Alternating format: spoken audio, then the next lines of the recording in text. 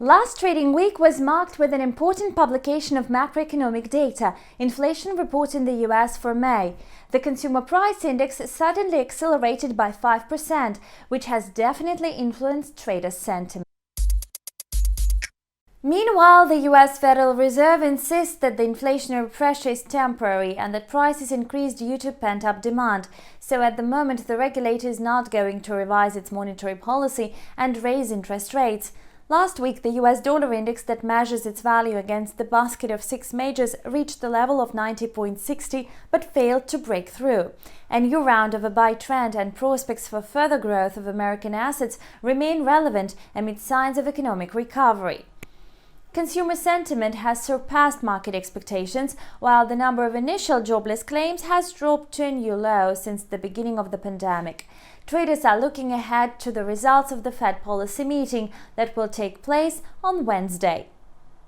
The strengthening of the US dollar led to a decrease in the euro-dollar pair by 0.45%, so the pair closed the week at the mark of 1.2108. On Thursday, the European Central Bank kept its dovish monetary policy and revised the euro area growth outlook to 4.6% in 2021 and 4.7% in 2022.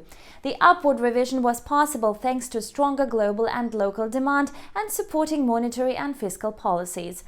The pound sterling faced the bearish pressure more often last week. The pound-dollar pair slid to a monthly low of 1.4081 on Thursday due to concerns about rising COVID cases in the UK and fears that full reopening of the UK economy planned for June 21st will be postponed. Besides, the UK failed to reach an agreement with the EU over post-Brexit trade rules in Northern Ireland. Both parties tend to blame each other for negligence. Such political tensions are very unfavorable for the investment prospects of the British pound. In the meantime, Bitcoin attracted more attention amid news that El Salvador passed a law recognizing Bitcoin as a legal means of payment. At the same time, China has stepped up its crackdown on cryptocurrencies and mining, while Donald Trump called Bitcoin a scam. So the price of the number one cryptocurrency was again stuck in the trading range between 32 and 40,000 US dollars per token.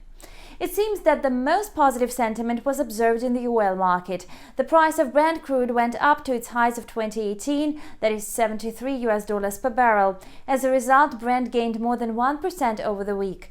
Bullish trend has accelerated amid optimism over higher fuel demand as the global economy is recovering and travel increases.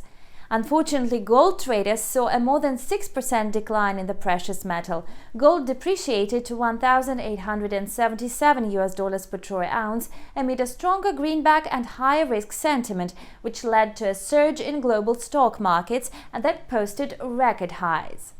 You've watched the combined review of currency and commodity markets with me, Anna Kasatkina. Thank you so much for watching and stay tuned.